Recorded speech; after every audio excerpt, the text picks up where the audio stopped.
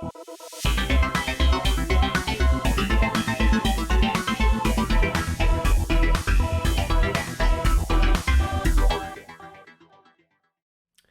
there everyone, welcome back to another Gate Ruler video. This time we're going to be talking about all of the Wonderverse cards from the first set, starter deck and promos and all that stuff. So before we get started, usual preface, I'm recording this about a month after the game has released, so that's sort of the amount of time I've had to work with this, so I'll probably be wrong about a couple of things, but hopefully I'll be mostly correct about a majority, and anything I am wrong about, which there will inevitably be some, feel free to laugh about in the comments. But that is that, so let's get started with the card review.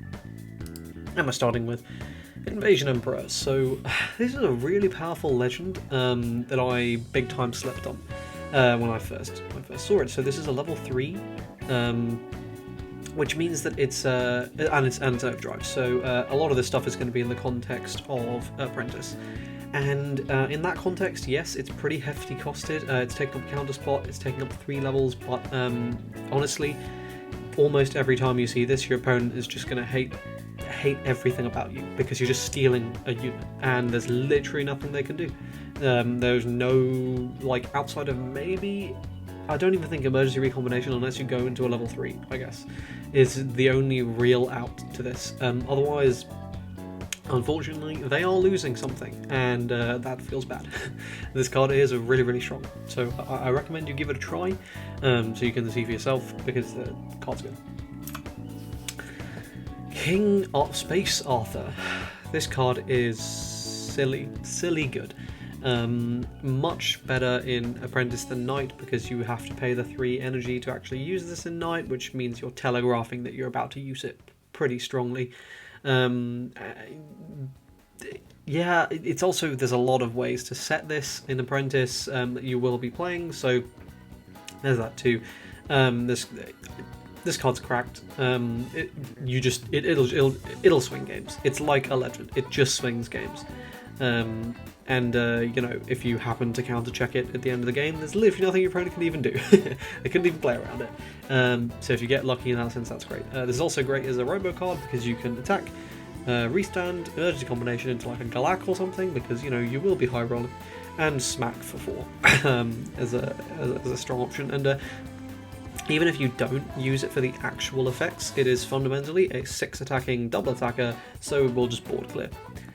So yeah, this card is really good. This card is the center of the Beast archetype. This is how you win. You smash it face, and your opponent does not get to counter, and they lose. Yeah, this is just your finisher for Beasts, and in Beasts it's great. In anything else, it is awful. Malevolous Prime. This is the center of the Crime Lords deck, and this card is cracked. I suggest that you try out my Crime Lords deck card up in the corner for that deck profile, and you give this a go, because, oh boy, this guy is nutty. Yeah, super strong, super strong.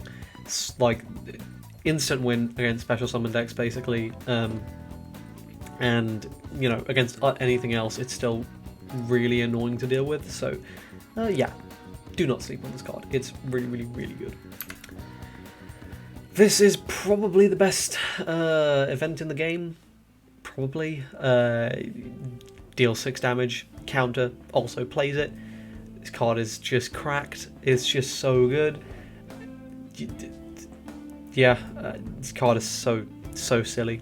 I don't know what else to say. Like, every time you see this, your opponent is just going to groan and be like, fucking excellent. Guess I lose, and you're probably going to play 4 of it, so you know, pretty good. Schrodinger's Cat. I'm a big fan of this card, but I have mellowed out on it a little bit since my initial impression when I said this is just a 4 of. It's not just a 4 of in everything. In some decks it is absolutely super good, but I think Zap is just better against more things, so you generally want to be prioritizing that. But this is really nice in robos, because you can just hard play something like a Galak out of your damage. You can also set up your damage with like multiple Schrodingers, like 2 Schrodingers for example, and then have a really, really busted turn where you go Schrodinger's, play Schrodinger's from damage, play another Schrodinger's from damage, play a, I don't know, 1000-year cherry tree into a Gashadokuro, which was ridiculous and game swinging and, you know, super good. So, yeah, this card is very strong. It's very strong. Gachi Horror. This card is also cracked, 4/5/1, so its stats are really, really nice.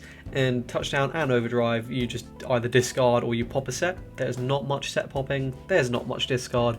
The fact that this thing can do either, has the versatility, it's so good, it's so good. This card is so good. Crystal, this card is a staple 4 of in every single Apprentice deck that is playing Wonderverse. Every single one. Every single one. That is that. There's no debate. This card is 4 of. This is a less obviously good, but a 4/4/1 is not bad. It's 1 strike off vanilla stats, but in exchange, this is a really, really cool card in decks that are focused on spamming bullshit counters, because you essentially play this out of your damage. You're getting value stats, so you can transform a kind of crappy 0 into a 1, and then you get another chance to hit a counter and do more things to your opponent. So yeah, this card is really strong in certain decks. In general, it's not that great though. Sudden Black Hole. This card is really interesting.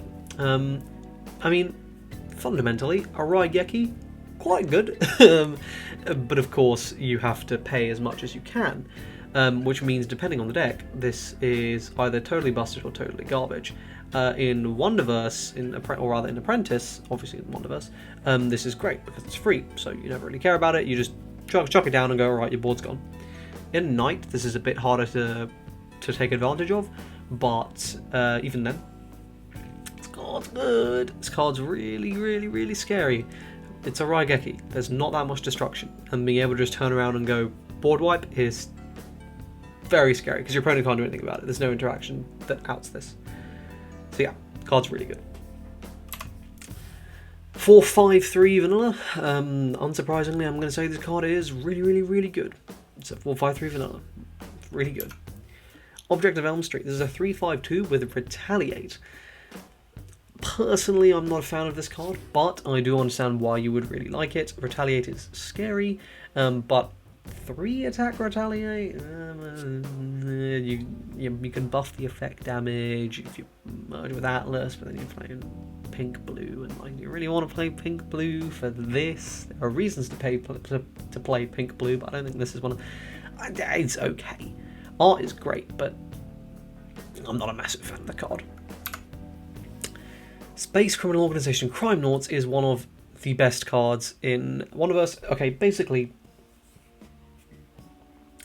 this card is one of the reasons I think Crime Nauts is so cracked, because of the filter, right? This is letting you just filter through so many cards to see your bullshit win con that should not be as consistent as it is. This card lets you filter through Hauntings and shove them right to the bottom of the deck. This card lets you hit your, and it drives, and as the counter, you can play a 1 or lower, not a 0, a 1 or lower, so you can play out your bloody Shark Boys and your Razors and your Badmans. You can play every. Oh, this card's so good. This card's so good.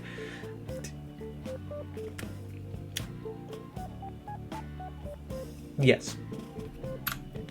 Space Sphinx. This is pretty good in the Beast deck.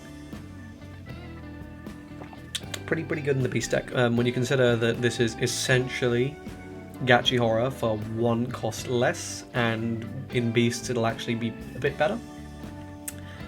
Yeah, that's pretty good. Magic Blaster. So this is a counter to deal 3. I think this is a card that will... You're sort of flipping between this and the other... I think it's called Blaster Cannon. I really do like this card. I really do like this card. And I think if you're going to play burn pink blue, this is really nice in that deck, because it can be like very easily 1 cost to deal 4. That's good. 1 cost to deal 5. It's very scary. So I think this card is very strong. The only thing that's really stopping it being super staple is the fact that Wonderverse has seemingly every good counter in the game. So good luck fitting everything in. Double Excalibur. So this is another counter. Play this. This will deal 4 damage, or if you have Space Arthur, to destroy that unit. So realistically, the odds of you actually having Space Arthur and then turning around and doing this are pretty low. And if you did have Space Arthur, why would you play this? Because your Space Arthur is a 6 attack double attacker, so it can probably just clear whatever your opponent has anyway. My theory is there will be more versions of Space Arthur coming, so keep an eye on this card, because if we ever get like a super cheap Space Arthur or a field spell Space Arthur or something, could be pretty spicy, could be pretty good. We'll see. Just something to keep in mind. Cimmerian, this is the shark I was talking about. So this is a card that is cracked against Apprentice because it's a level 1 5/4/2, which is very good. And it's also a beast, which is really nice, so really great for the beast deck. And it's a Crime Naught, so this is staple in the Crime Naught deck. Debatably, it's either this or Razor. We'll talk about Razor in a moment. Yeah, this card's really, really good. Magic Innovator. This card is either amazing or crap, and it's just going to depend on the counters you're playing. If you're playing a lot of stuff like Zap, Magic Blaster, I don't know, Destiny Sword, if you're playing lots of stuff like that, this card's amazing because you're going to put back your bastard counters and shuffle. If you're playing a lot of stuff like Emergency Recombination, that's just a counter that just nulls, this isn't really worth the space because you'd rather play something a little bit stronger. You want to be recycling cracked counters to justify the space in the sky, which is crazy because if there wasn't a level limit, or like, I don't know, it's just tough. This card's so good anyway. It's a 2 striking level 1, but it's just a bit tough. Pojimu, this card is low-key so broken. 2/5/2, your opponent's going to hate it every time they see this. You hit them with an emergency recombination, they just pack their cards right up. Do not sleep on the Podge. Here is Razor, as I was talking about. This is a touchdown overdrive. Your opponent discards a card from the hand, so I believe they choose. So your choice in Crime Naughts is realistically going to be between this and Cimmerian, and as Knight takes over the format more and more and more, as we are starting to see at the time of this recording, so maybe even more, by the time this video goes up, this will be what you want to play, because then you really want to start going, no, I don't want you to keep options, I want you to be in top deck mode. So yeah, this card's really, really, really strong. And fundamentally, it will always be a sideboard 4 of Aibo. Space Lizard Man. So this is just a worse version of Joe. 4/3/1 level 0, it's just a vanilla. It's pretty okay. You run it in Highlander. Galaxy Itan Moment. 2/4/1, just a bit worse. Honestly, I would not sacrifice 2 attack for +1 HP in this scenario. If it was 5 HP, then I'd be like, very nice, but it's not, so yeah. It's an apparition though, so there's that. Badman's. Oh, This card basically turns off 99% of removal against Malevolous Prime, unless they are just destroying. Badman's goes no. And even if they do something so blatantly ridiculous as have a Guns and Gold Armory set up, flip a zap zap zap to deal 7 damage, and they go, well, 5 to Malevolous and 2 to Badman's, you go, okay, I'm just going to use Badman's effect to reduce the damage on Malevolous to 0, and I'm going to put it into the soul, and now I have 3 souls, so I'm going to remove your 6 HP thing. And you just sit there and you cry. And you can also just revive this with Crime Naught space, if they mess up and don't attack your Malevolous Prime, and then you can chuck this in the center, and then get another soul, and if they try and attack the Prime, you can just remove this anyway and get the soul anyway. This card's good. This card's very good. Aetherfield. Now, this card is just a strictly better version of Absolute Barrier. It's just strictly better. There's no argument there. It's strictly better. God knows Wonderverse needed it. Yeah, this card's amazing. You probably want to play it. Sudden Wormhole. This is an interesting one. So, counter is to rest an enemy unit here. and you can change attacks to ally units. So I personally am not a massive fan of this card, because I feel like the scenarios when it's actually super good are pretty limited, so it's not really worth the very tight counter space. But I can see potentially a deck in the future that it will be able to abuse this card, and it'll be really nice there. I just think it's basically too niche for generic use. It's like it's bad to okay, but in a niche deck it'll be okay to pretty alright. Capture Beam. This is low-key very good. I actually made a video about a deck that kind of focuses on this, card in the corner of that. Yeah, it's good. Getting back your zeros is nice. Depending on the deck you're playing, those zeros could be very high value, and this could very much be worth doing. It's military traded as well, which is nice. Do not sleep on the military trading there. Yeah, card's okay. It's alright. It's a nice option.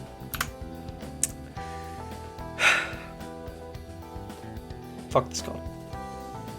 It's good. Here is our second legend for Wonderverse. So this is a Crime Naught Ninja Robo. So Crime Naught Robo, two very relevant traits there. 5/5/2 on a level 2, so pretty good stats on a level 2.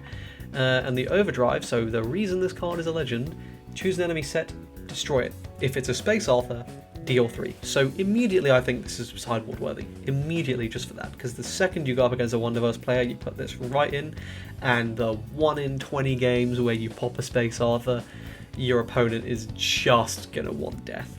And they're probably gonna get it very quickly, because you just popped their win, got their out to losing, and then just dealt them 3. But even outside of that, this card's still really good, because as I keep on saying, set destruction is pretty rare. So do not sleep on cards when they actually have them. This card is better than you may think. It's pretty good, and of course, having those attributes there, it's a very nice bonus. Bad. Bad. I guess it's a military, so there is that. But yeah, bad. Very bad. Very good. Potentially. Yeah, I think this card is very good, because it's just a card where if you actually save it and don't use it immediately, your opponent is just never going to be mentally prepared for you to just flip it and do it to them.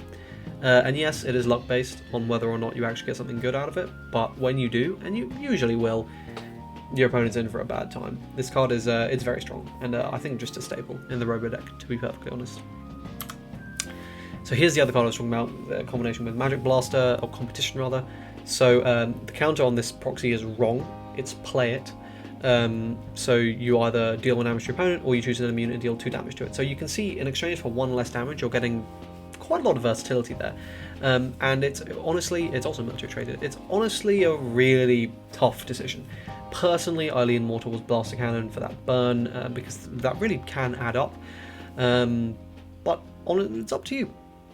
Give them both a try, see what you find more valuable. Personally, I do think that extra damage in that, I think in general, Blaster Cannon is better, but Magic Blaster is nicer in the Guns and Gold, like, focused burn deck.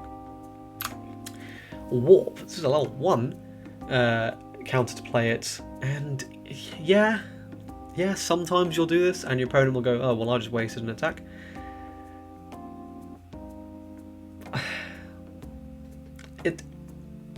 Like, you're never going to use this on an attack to a center, realistically. You're never going to use this on an attack to a center. And it's nice when you are just going to do it to go, okay, well, I'm going to move my thing here. But the fact that it's a 1 cost and a counter, I'd be much happier about wanting to play this card if it wasn't a counter. If it wasn't a counter, I'd be like, oh, you know what? Yeah, maybe I will play this, because your counter space is just so tight in any Wonderverse deck. It's not a bad card, it's just not a particularly good one either. Master Future Ed here, another potential burn card. Stats are garbage, but it is a level 0. And burning 2 for 0 is actually not bad. And, you know, I do see potential for this in the future, perhaps less so now, but more in the future, when if you're able to ramp up that damage a bit, make it deal 3 or deal 4, that can be really scary, because you're not so concerned about the stats being garbage, you're more concerned about the counter and the overdrive. So yeah, I think some potential, but I'm overall not a massive fan of this card, because in my testing generally it'll just do nothing. Photon Torpedo. So another very interesting card here. There's a level 2, counter plays it, and you either burn 1 or you destroy a set. Destroying the set, again, very rare. Not that many effects that do this. It can also burn 1. As I say, check out that burn video. I talk about the whole thing there. I think this card has some niche use, but in that niche it's really good. And even actually outside of that niche, I think this is a card people are generally sleeping on. Being able to pop sets is really, really good. I don't know how often I can say that. And again, Wonderverse is really the only faction that can do it, so you should take advantage of your unique mechanic, your cracked counters, and your ability to just pop a lot of sets. And the last card is Absolute Explosion Space Mimic. This is going to be a sideboardy card, I think, where if we see if we see Wonderverse move towards a lot of set destruction, you're going to sideboard this, and you're going to side this in against Wonderverse, and suddenly they're going to be very scared to pop anything of yours, which is pretty good. And that's it. That is all of the Wonderverse cards. So yeah, definitely one of, I guess, yeah, one of the strongest factions. But, I mean, every faction is used in a tier 1 deck, so it's just good. It's just really good. It's fun. I enjoy it. Give it a go. If you enjoyed this video, hit the like button, sub to the channel, and let me know in the comment section down below what decks you'd like to see matches of. I'm always open to ideas, and I'll see you guys in the next video. Cheers.